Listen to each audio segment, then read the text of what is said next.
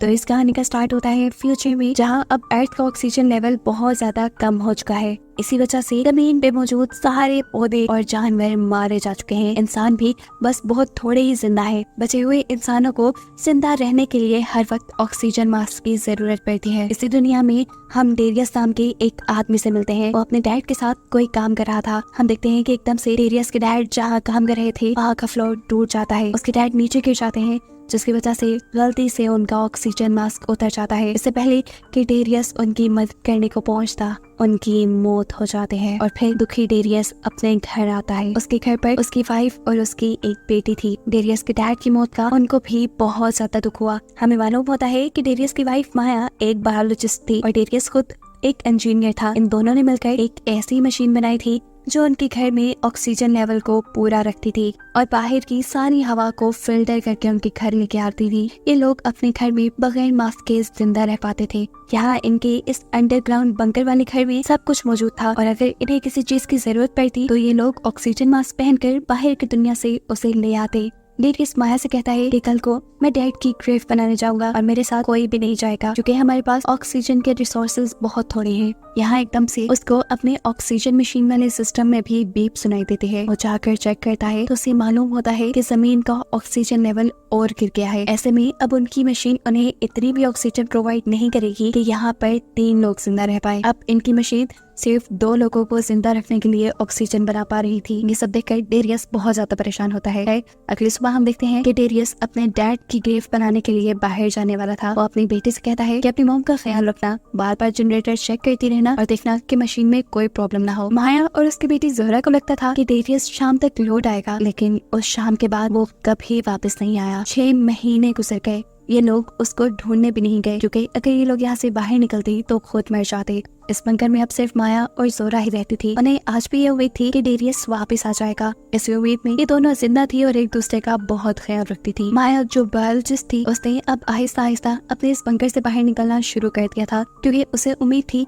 कि कहीं ना कहीं वो इस जमीन को दोबारा से जिंदा कर सकती है। वो हर रोज यहाँ पर पौधा लगाती थी इस उम्मीद से कि शायद कोई तो पौधा बढ़ेगा, लेकिन आज तक का लगाया उसका हर पौधा मर रहा था। जोहरा को अपने डैड डेरियस की बहुत ज्यादा कमी फील होती थी। यहाँ पे उसे अपने डैड बहुत याद आते थे और अब तो वो तंग भी आ चुकी थी इस इंतजार से। इसीलिए वो माया से कहती है, मॉम मैं बाहर जाना चाहती हूँ, मैं डैड को ढूंढने की कोशिश करना चाहती हूँ। जिसके जवाब में माया कहती है, बस जोहरा बहुत हो गया। कितनी मर्तबा हमारी इस बात पर बहस हुई है और मैंने कितनी मर्तबा कहा है कि हम यहाँ से बाहर दूर नहीं जा सकते। अपनी मॉम का रूड बिहेवियर देखकर जोहरा उनसे नाराज हो जाती है, लेकिन वो कितना भी नाराज रहती। अगले दिन माया जैसे ही बंकर से बाहर आई पौधे लगाने के लिए, तो यहाँ आकर जोहरा ने अपनी मॉम से माफी मांग ली। इससे पहले कि अब ये लोग अपने बंकर में वापस जाते, इन्हें यहाँ पर 2 लोग दिखाई दिए जिनसे डरकर ये लोग बाहर ही एक गाड़ी के पीछे छुप जाते हैं। माया देखती है कि वो दोनों लोग इन्हीं के बंकर के पास जाकर जोर जोर से बंकर नॉक कर रहे थे, ऐसे जैसे उन्हें पता हो कि यहाँ कोई रहता है। इनको देखते हुए जोहरा माया से कहती है, मुझे लगता है कि इन्हें किसी मदद की जरूरत है। लेकिन माया अच्छे से जानती थी कि अब इस दुनिया में किसी पे भरोसा नहीं किया जा सकता।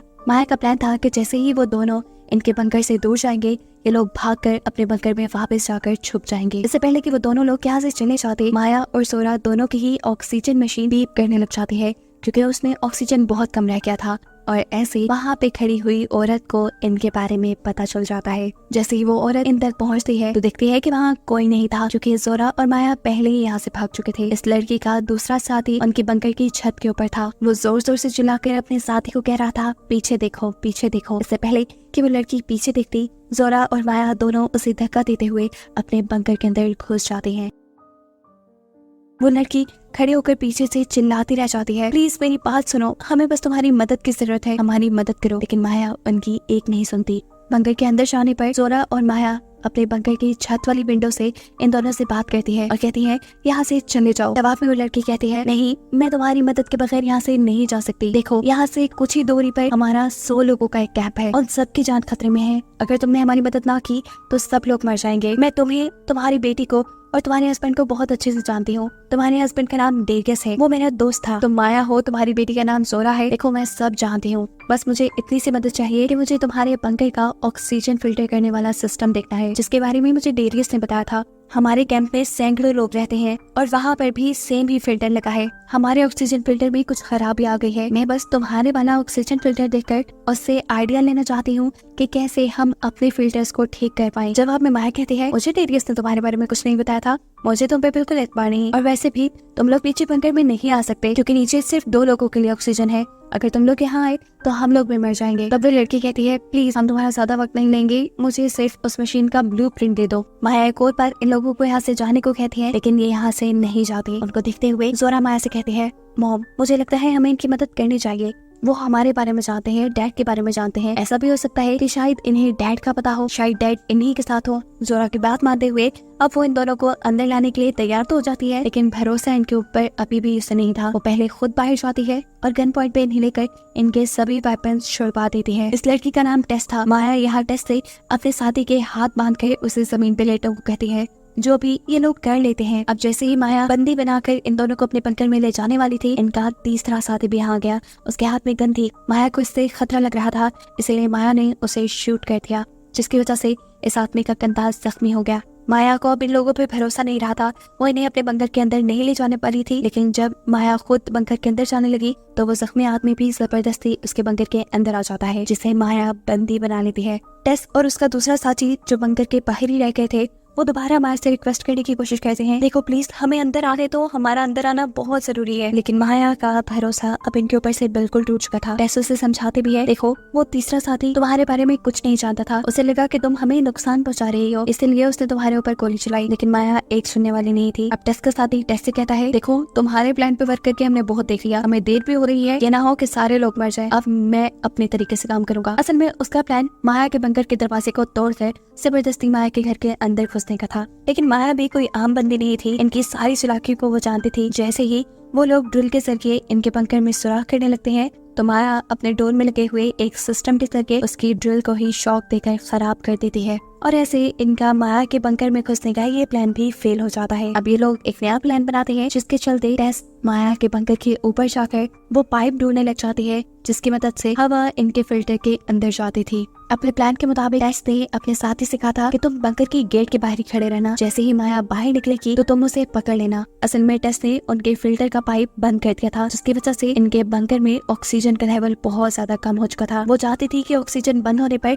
माया जरूर बाहर निकलेगी, इसलिए उसने अपने साथी से गेट के बाहर रहने को कहा था। लेकिन उसका साथी जब उसकी बात नहीं मानता तो माया के बाहर निकलने पे वो उसे पकड़ भी नहीं पाता, और माया मौका देखते हुए अपने बंकर के ऊपर चढ़ जाती है और पाइप भी खोल लेती है। पाइप को खोलने के बाद माया टेस और उसके दूसरे साथी के ऊपर गोलियां चलाना शुरू कर देती है, लेकिन इस हमले से ये दोनों किस्मत से बच जाते हैं। अब टेस अपने साथी पे बहुत गुस्सा थी, क्योंकि उसी की वजह से उनका प्लान फेल हुआ था। माया अभी भी अपने बंकर के ऊपर छुपी हुई थी। जैसे ही टेस के साथी को ये बात पता चलती है, वो भी बंकर के ऊपर जाकर माया को पकड़ लेता है। ये लोग माया को जबरदस्ती पकड़कर अब बंकर के सीसीटीवी के सामने ले आते हैं, जहाँ से कि जोरा से कहते हैं, दरवाजा खोलो, नहीं तो हम तुम्हारी मॉम को मार देंगे। ये दरवाजा या तो पास की से खुलता था या तो अंदर की तरफ से। माया पास की बाहर नहीं लेकर आई थी और अंदर का तो माहौल ही बिगड़ चुका था। इसके साथ ही जिसे माया ने बंदी बनाया हुआ था, माया के जाने के बाद वो किसी तरह अपने आप को छुड़ाने में कामयाब हो गया और उसने जोरा को बंदी बना लिया।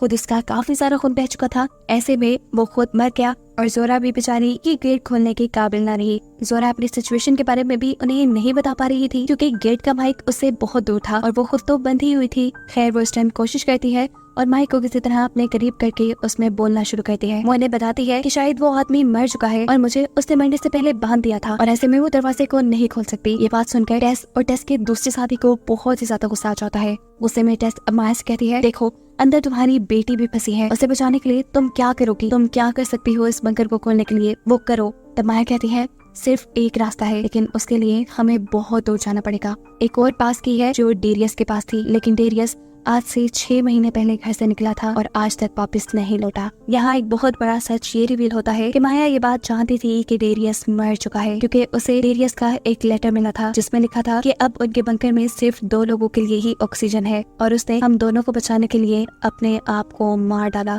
वो कहती है, मैं चाहती हूँ कि डेरियस की लाश इस टाइम कहाँ होगी। डेरियस के पास से वो चाबी लेने के लिए अब टेस माया को लेकर यहाँ से निकल जाती है और अपने साथी को सख्ती से इस डोर के सामने रहने को कहती है। रास्ते में माया टेस को ये बात भी बताती है कि अगर तुम्हें लग रहा है कि हमारी मशीन बहुत अच्छी है तो ऐसा कुछ नहीं। वक्त गुजरने के साथ साथ उसका ऑक्सीजन लेवल बहुत कम होता जा रहा है। एक वक्त ऐसा आएगा कि वो सिर्फ एक इंसान के लिए ऑक्सीजन बनाया करेगा, ऐसे में हमारे पास बस बहुत थोड़ा वक्त है, हम खुद भी उस मशीन को मॉडिफाई करने की कोशिश कर रहे हैं। ये सारी बातें और डेरियस की मौत की बात अभी तक माया ने जोरा से छुपाई हुई थी। थोड़ी दूर जाने पे फाइनली माया को डेरियस की लाश मिल जाती है, जिसे देखते हुए वो अपने ऊपर कंट्रोल न कर पाई, उसे रोना आने लगा। टेस उसे कहती है, माया हमारे पास इतना टाइम नहीं है, तुम पास की लो और चलो, हमारे पास ऑक्सीजन भी कम है। डेरियस के बैग से चाबी निकालते हुए माया को डेरियस के बैग से एक गन भी मिली, जिस गन को वो अपने पास रख लेते हैं। वो चाहती तो यहाँ वो टेस को मार भी सकती थी और खुद वापस जा सकती थी, लेकिन उसने यहाँ पर टेस की मदद की, क्योंकि कहीं ना कहीं उसे अब टेस पे भरोसा होने लगा था। बिना वक्त जाया किए अब इन्हें माया के बंकर में वापस जाना था, लेकिन बदकिस्मती से वो लोग जिस कार में यहाँ आए थे उसकी सोलर बैटरी खत्म हो जाती है। माया की टांग बुरी तरह जख्मी थी, वो तो चल भी नहीं सकती थी। ऐसे में वापस जाना उनके लिए एक बहुत बड़ा टास्क बन गया था। टेस माया को कहती है, तुम यहाँ थोड़ी देर रुको, मुझे बंकर की चाबी दो, मैं वादा करती हूँ कि मैं तुम्हें लेने जरूर आऊंगी। माया का उस पर एतबार करना एक और मर्तबा मुश्किल हो चुका था। वो यहाँ टेस के ऊपर गन पॉइंट करती है तो टेस भी उसके ऊपर गन पॉइंट कर लेती है और कहती है, माया देखो कोई गलती मत करना, वहाँ पर तुम्हारी बेटी की जान भी खतरे में है। अगर अपनी बेटी को बचाना चाहती हो तो वो चाबी मुझे दे दो, मैं वादा करती हूँ मैं तुम्हें बचाने आऊंगी। अपनी बेटी की खातिर माया उसे चाबी देने के लिए मान गई। कुछ घंटों की कड़ी मेहनत के बाद टेस भी भागते हुए बंकर तक वापस पहुँच गई। वहाँ पर टेस का साथी पहले से ही मौजूद था। ये लोग अब बंकर के अंदर चले जाते हैं और इन दोनों को देखकर जोरा घबरा जाती है। वो इन दोनों से पूछती है, मेरी मॉम कहाँ है? टेस जवाब में कहती है, वो ठीक है, उनका पाँव जख्मी था, वो यहाँ नहीं आ पाई, लेकिन वो जिंदा है, मैं चलती उन्हें वापस ले आऊंगी। जोरा पूछती है कि तुम्हें एक और चाबी कहाँ से मिली? ये तो मेरी डैड की चाबी थी। टेस उसे दुख नहीं देना चाहती थी, लेकिन मजबूरन उसे बताना पड़ा कि तुम्हारे डैड 6 माह पहले ही मर चुके हैं। और ये बात सुनकर जोरा टूट जाती है। या टेस का दूसरा साथी अब टेस के ऊपर गन तान देता है और गुस्से में कहता है, चलो चलो अपना काम करो, जल्दी से मुझे ब्लूप्रिंट्स दो। लेकिन टेस उसे यहाँ कहती है, रुको मुझे कुछ वक्त चाहिए, तुम ये काम कर लो, मुझे माया को बचाने जाना है। लेकिन यह आदमी जोरा के ऊपर गन पॉइंट करके टेस से कहता है, मुझे बस इस मशीन के ब्लूप्रिंट्स चाहिए, अगर तुमने मुझे ना दिए तो मैं इस लड़की को मार दूंगा।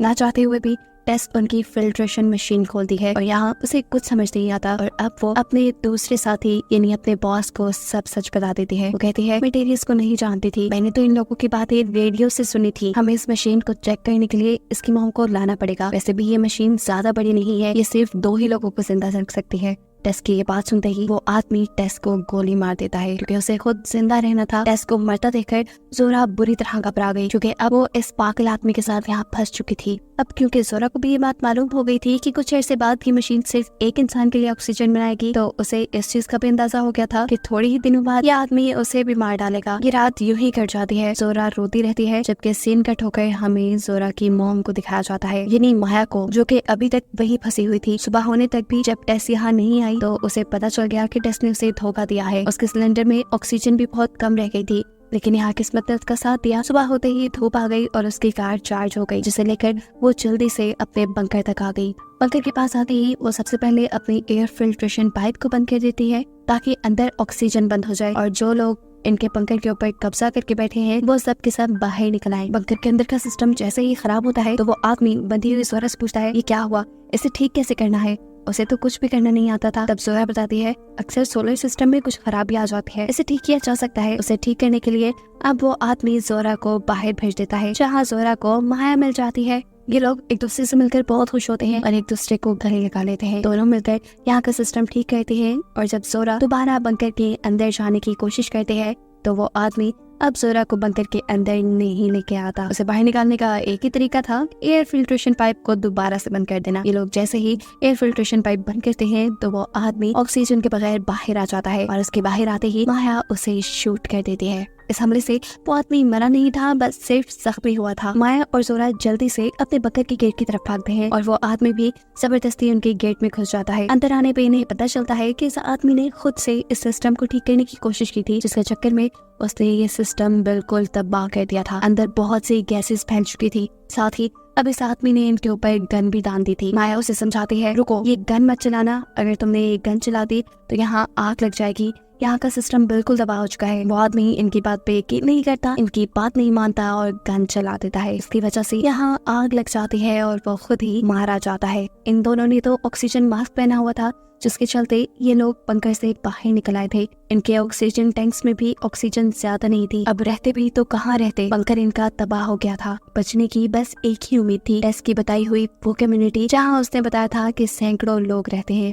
काफी लंबा सफर तय करने के बाद इनके टैंक्स की ऑक्सीजन खत्म हो जाती है और ये दोनों बेहोश हो जाते हैं। इन्हें होश आया तो किसी ने इन्हें रेस्क्यू कर लिया था और मालूम हुआ कि ये लोग उस कम्युनिटी के पास ही बेहोश हुए थे जिसके बारे में टेस ने उन्हें बताया था। ये कम्युनिटी सच में एग्जिस्ट करती थी और यहाँ बहुत से लोग रहते थे। माया और जोरा भी अब यही रहने लगे थे। यहाँ पे रहने वाले सभी लोग अच्छे थे और एक दूसरे की मदद करने वाले थे। माया और जोरा भी यहाँ अब इनके अच्छे कामों में साथ देती है और इस कम्युनिटी के लिए बहुत से और एयर फिल्ट्रेशन प्लांट बना लेती है। माया क्योंकि एक बायोलॉजिस्ट थी, उसने खराब कंडीशंस में भी पौधे उगाने के तरीके निकाल लिए थे। पौधे उगने लगे थे और सभी लोगों में ये उम्मीद जाग गई थी कि अब कभी न कभी ये अर्थ दोबारा पहले जैसी हो जाएगी। चाहे इसमें वक्त लगेगा लेकिन हो जाएगी। अपनी इस कामयाबी से जोरा और माया भी बहुत खुश थे, जिन्हें दिखाते हुए ये कहानी खत्म हो जाती है।